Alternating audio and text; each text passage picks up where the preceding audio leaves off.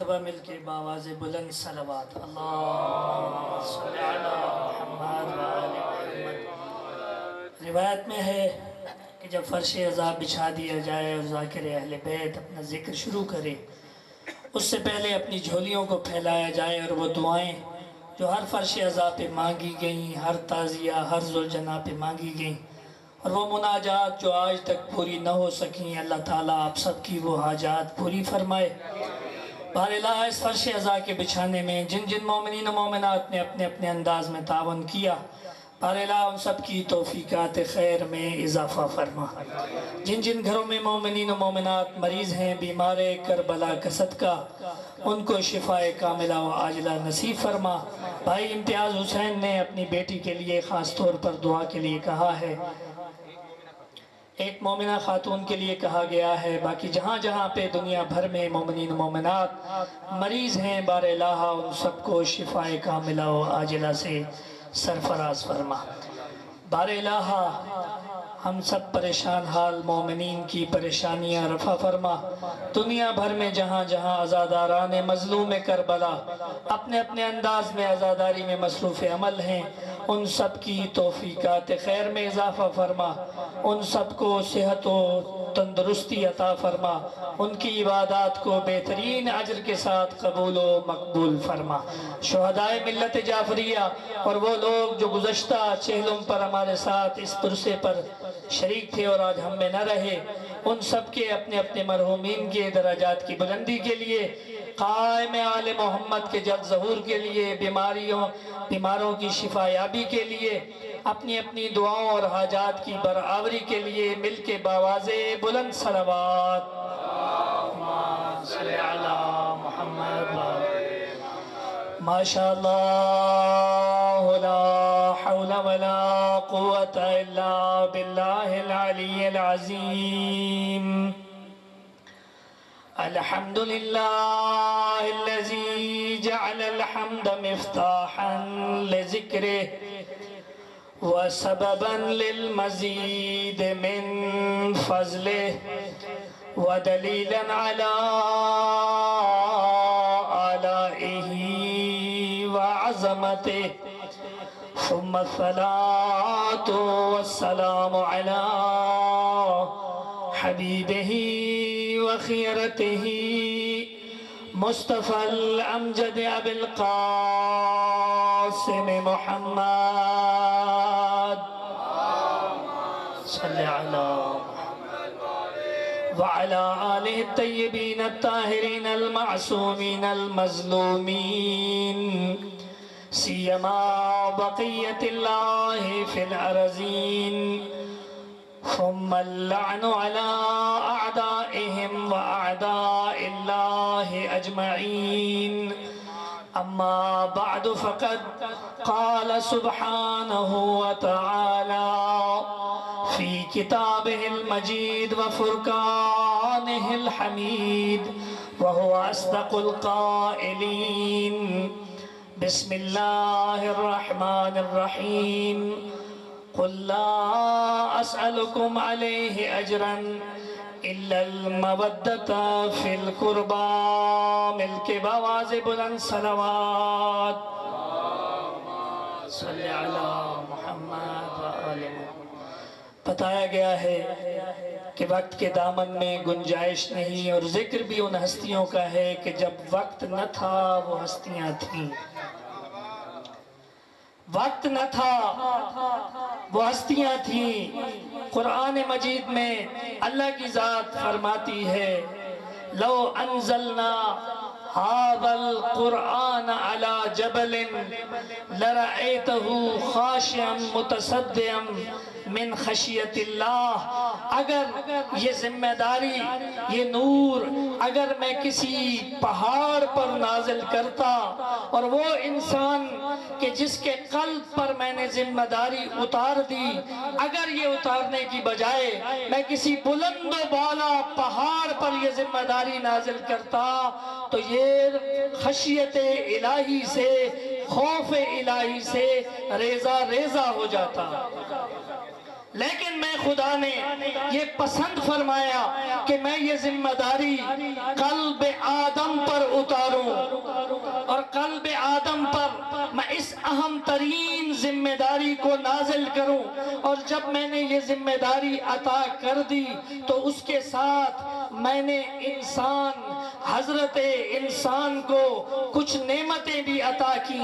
اس میں بہت ساری نعمتیں ہیں، جس میں تیرا حسن بھی ہے، تیری دولت بھی ہے، تیری اولاد بھی ہے، تیرا پیسہ بھی ہے۔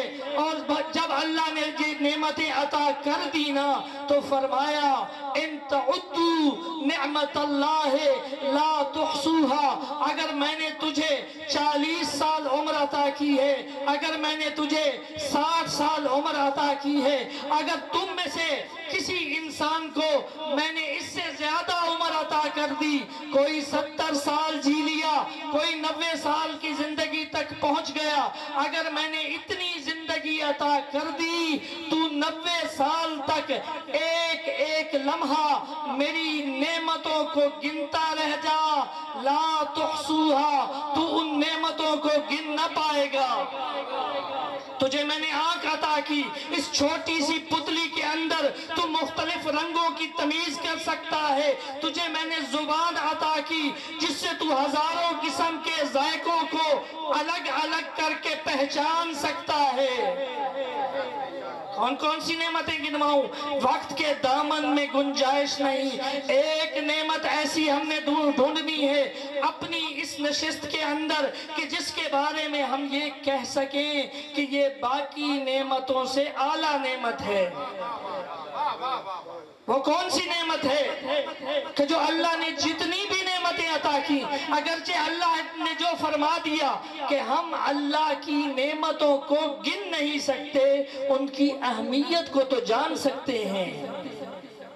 ہم اللہ کی نعمتوں کی اہمیت کو تو جان سکتے ہیں۔ آئیے اس چھوٹی سی نشست کے اندر، اس محدود وقت کے اندر ہم ایک دوسرے سے یہ سوال کریں کہ وہ کون سی نعمت ہے کہ جس کے بارے میں تو یہ کہہ سکتا ہے کہ یہ نعمت باقی نعمتوں سے عظیم ترین نعمت ہے۔ کسی نے کہا کہ اولاد سب سے بڑی نعمت، کیونکہ اولاد کے لیے انسان اپنی جان تک داؤ پہ لگا دیتا ہے، لقمہ حرام کما لیتا ہے۔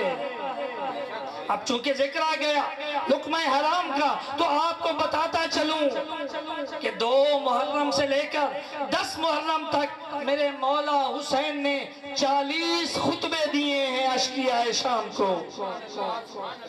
اشقیاء شام کو 40 خطبے دیے ہیں، اور ہر خطبے میں بار بار یہ کہتے رہے، اے اشقیاء شام، تم حسین کی عظمت کو نہیں پہچانتے۔ 58 سال جو تمہارے درمیان رہ کر میرے بابا علی پر سب و شتم کرواتا رہا، اس نے تمہارے ذہنوں کو اس قدر غلیظ کر دیا ہے کہ تم حسین کو نہیں پہچان رہے۔ جب 40 خطبے دے چکے میرے مولا تو 40واں خطبہ جب دینے آئے نا تو ایک عجیب جملہ کہا ہے کہ جو میں سمجھتا ہوں کہ 40 خطبوں کو اکٹھا کیا جائے، جو ایک جملہ مولا نے فرمایا ہے، خلاصہ بنتا ہے ان 40 خطبوں کا، اور ہم سب کے لیے وہ رہتی دنیا تک، قبر کی دیواروں تک وہ ایک اہم ترین سبق بنتا ہے۔ اور آج کی نشست میں اگر ہم اس سبق کو سمجھ لیں تو ہم نے اپنی اس عبادت کو قبول کروا لیا۔ اگر ہم اس ایک جملے کو جو مولا نے اپنے 40ویں خطبے میں فرمایا تھا، مولا فرماتے ہیں، اے اشقیاء شام، کیا تم نے اپنے شکموں کو حرام سے اتنا پر کر لیا ہے کہ تمہیں مجھ حسین کی بات تمہارے دل تک پہنچ ہی نہیں رہی؟ تو گویا حسین دنیا و کائنات کو یہ کہنا چاہتا ہے، اے حضرت انسان، اگر تیری 4 دیواری کے اندر لقمہ حرام آ رہا ہے، نہیں پہنچی بات آپ تک، نہیں پہنچی۔ مولا یہ فرمانا چاہتے ہیں کہ جب لقمہ حرام تیری 4 دیواری میں آ جاتا ہے تو انسان شمر بن کر سینہ حسین پہ چڑھ جاتا ہے، اس کو سمجھ نہیں آتی کہ میں کون سے گناہ میں مبتلا ہو رہا ہوں۔ یہ لقمہ حرام ایک ایک کر کے تو فہرست بنا، اپنے گھر میں اپنے بیٹوں کو بٹھا، اپنی بیٹی کو بٹھا، اور یہ طے کر کہ آؤ ہم بیٹھ کر یہ طے کریں کہ وہ کون کون سی چیزیں ہیں کہ جو حسین مولا نے فرمایا تھا کہ اس چار دیواری میں نہ آئے۔ اگر وہ لقمہ حرام تیری چار دیواری میں آ گیا، یقین رکھ کہ تیری بیٹی موبائل پہ کسی سے بات کرے گی، کسی کی عزت سے کھیلے گی۔ یہ یاد رکھ، انسان پے در پے اس مرحلے پہ پہنچتا ہے۔ ایسا نہیں ہوتا کہ کسی انسان کے ذہن میں شیطان کوئی بہکاوا دیتا ہے اور وہ فوراً اس مرحلے تک پہنچ جاتا ہے۔ نا میرے عزیز، انسان جب اس مرحلے پر پہنچتا ہے تو سب سے پہلے وہ ایک ایک کر کے تنکا تنکا حرام اپنی اولاد کو کھلانا شروع کرتا ہے۔ یہ سیاہ لباس، اے حسین پر رونے والا، اے چہلم امام حسین کے موقع پر سیاہ لباس پہن کر رونے والا، یہ آنسو تیری بخشش کا ذریعہ تو ہیں، تیرے درجات کا ذریعہ نہیں ہے۔ تجھے جنت میں کوئی جھونپڑی تو مل جائے گی اگر تو آنسو بہا رہا ہے۔ جب تو جنت میں جائے گا وہاں تجھے بڑے بڑے محل سلمان و منا اہل البیت کے نظر آئیں گے، عیسیٰ میں تمار کے نظر آئیں گے، ابو ذر کے نظر آئیں گے، اور بڑے بڑے شہید آج کے دور میں جنہوں نے ملت کے لیے اپنی خون کا نذرانہ پیش کیا، شہید ایسے نہیں چنے جاتے۔ یاد رکھ، کسی محلے میں اگر کوئی شہید رہتا ہے، اللہ اس شہید کو شہادت کے لیے تب چنتا ہے جب وہ اپنے گھر میں حلال کا لقمہ لاتا ہے۔ یقیناً مولا فرماتے ہیں، کیا تم نے اپنے شکموں کو حرام سے اتنا پر کر لیا کہ تم پر میری بات اثر نہیں کر رہی؟ نانا، اولاد بھی نعمت نہیں ہے۔ کسی نے کہا حسن نعمت ہے، حسن جوانی میں آیا بڑھاپے میں بدل گیا۔ کہنے والے نے کہا یہ بھی نہیں۔ پھر پوچھا کون سی نعمت جو بڑی نعمت ہے؟ کہا گیا نعمت ہے دولت۔ تو دولت میں آئے گا، تو V8 پرادو سے اترے گا، تو بڑے بڑے محلات میں اے سی میں رہے گا۔ جب تیرے بینک بیلنس میں پیسہ آ جائے گا، لوگ تیرے سے تھر تھر کانپیں گے، تو ان کو عطا نہیں کرے گا تب بھی تیری جوتیاں اٹھائیں گے۔ MNA اور MPA کے پیچھے بھاگنے والوں، ہمارے ملتان میں بھی آپ کی توہین نہیں کر رہا، پورے پاکستان کا یہ ماحول ہے۔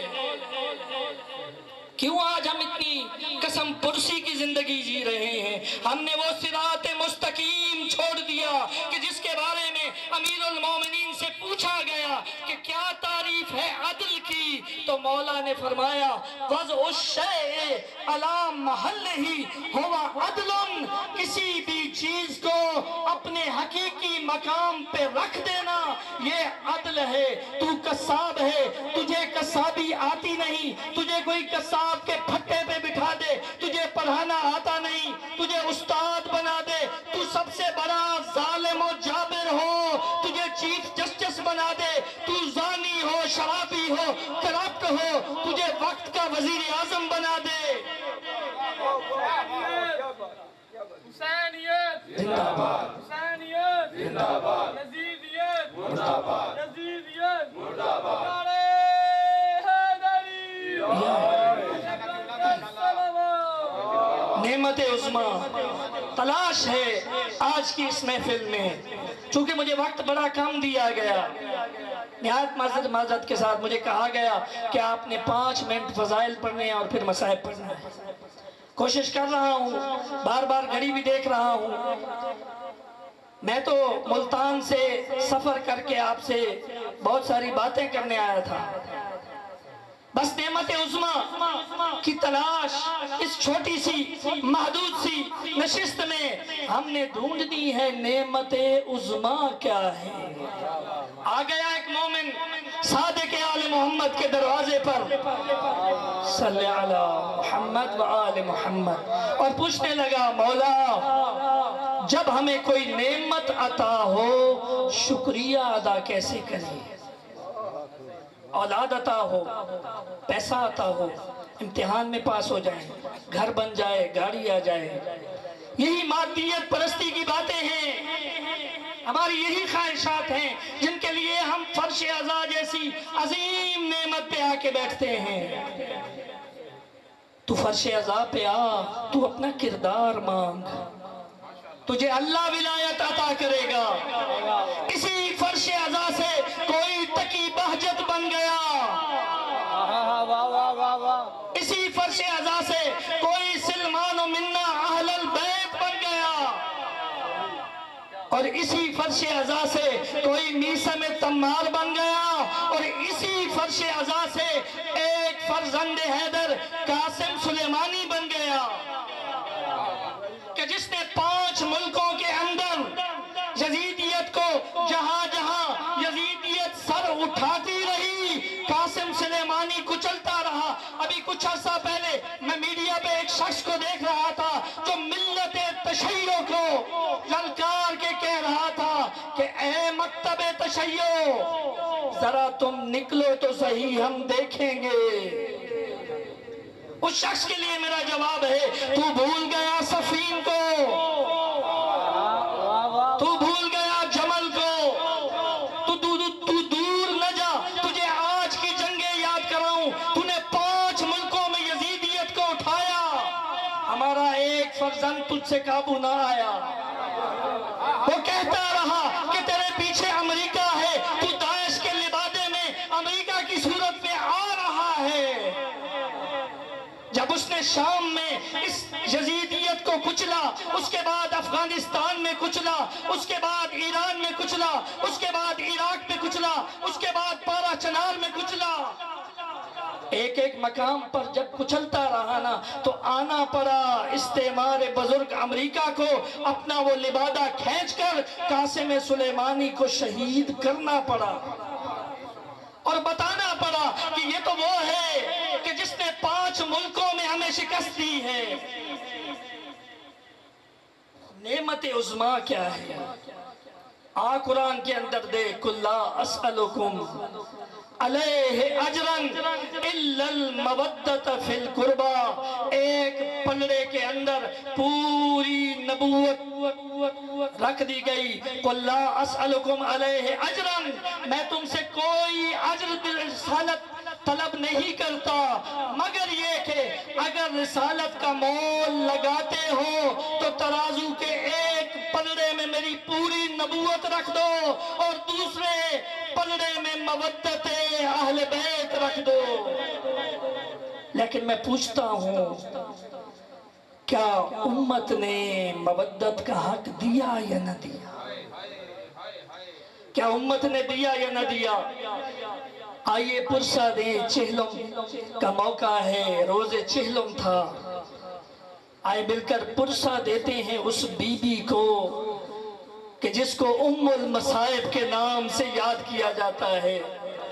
صادق آل محمد فرماتے ہیں، اللہم ارحم الصرخۃ التی لنا، اے اللہ ان آوازوں پر رحم فرما کہ جو ہمارے غم میں گریہ کے ساتھ بلند ہوتی ہیں، اور جس گریہ کے لیے کہا گیا کہ جب بھی آل محمد کے مصائب بیان کیے جائیں مستحب یہ ہے، بلکہ آج کے دور میں واجب یہ ہے کہ بلند آواز سے گریہ کیا کرو۔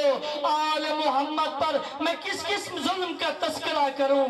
ابھی 5 سال کا سن ہے زینب کبریٰ کا، ابھی 5 سال کا سن ہے، آ گئی امت دروازے پر آگ لے کر، اور زینب کبریٰ کبھی ماں کو دیکھتی ہے، کبھی دروازے پہ دیکھتی ہے، کبھی ان آوازوں کو سنتی ہے، ٹھوکر لگی دروازے کو، دروازے اور دیوار کے درمیان حضرت زہرا نے پسنا شروع کیا، دیکھ رہی ہے زینب، اور وقت گزرا ہے، ابھی کچھ دن ہی گزرے تھے، ضرب لگی بابا کو، خون آلود علی ابن ابی طالب کو آنا پڑا، آ گئے علی ابن ابی طالب، اور جب آیا، جب اس کے بعد حضرت امام حسن کا جنازہ، تیروں لگا جنازہ آیا، اور زینب ماتم کرتی رہی،